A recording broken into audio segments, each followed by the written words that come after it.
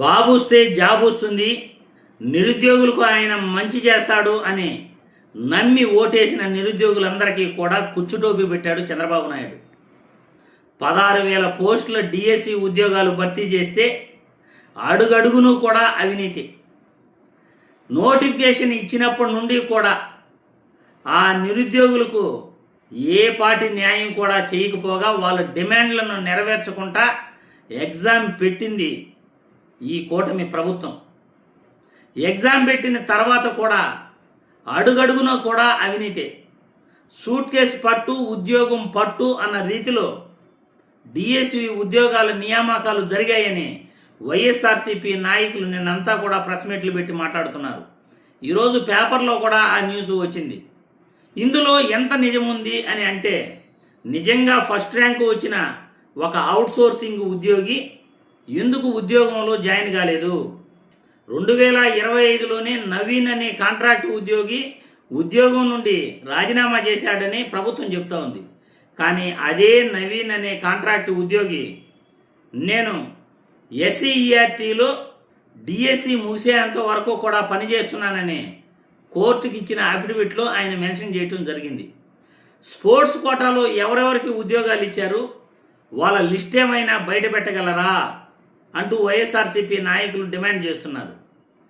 ఎందుకంటే మొదటి దఫా ఒక లిస్టు వదలటం జరిగింది, మళ్ళీ రెండో దఫా కూడా లిస్టు వదలకుండా నేరుగా అభ్యర్థులకే మెసేజ్లు పంపడం జరిగింది. ఎందుకు నేరుగా అభ్యర్థులకు మెసేజ్లు పంపడం జరిగింది, ఎందుకు లిస్టు వదలలేదు అని వైఎస్ఆర్సీపీ నాయకులు డిమాండ్ చేస్తున్నారు. ఎందుకంటే ఈరోజు డిఎస్సి అభ్యర్థులకి అన్యాయం జరిగిన మాట వాస్తవమా కాదా అని రాష్ట్రంలో డిఎస్సి ఎగ్జామ్ రాసిన విద్యార్థులందరూ కూడా ఈరోజు ప్రభుత్వాన్ని నిలదీస్తున్నారు. 16,000 పోస్టులకే ఇంత గందరగోళం జరిగితే, డబ్బు తీసుకుని ఉద్యోగాలు ఇచ్చారు అని అవినీతి జరిగింది అని ఒక పక్క ప్రతిపక్షాలు, మరో పక్క డిఎస్సి అభ్యర్థులు డిమాండ్ చేస్తూ ప్రభుత్వాన్ని నిలదీస్తుంటే, ఈ కూటమి ప్రభుత్వం మాత్రం నిమ్మకు నీరెత్తినట్లు నియామకాల ప్రక్రియ కంప్లీట్ చేసేసింది. డిఎస్సి ఉద్యోగాలలో అడుగడుగున అవినీతి జరిగింది, స్పోర్ట్స్ కోటాలో అవినీతి జరిగింది. అమరావతిలో మెగా డిఎస్సి నియామక పత్రాల ప్రధానోత్సవానికి కొందరిని ఆహ్వానించి తర్వాత వాళ్ళు సెలెక్ట్ కాలేదని వెనక్కి పంపించడం వాస్తవం కాదా, అవునా?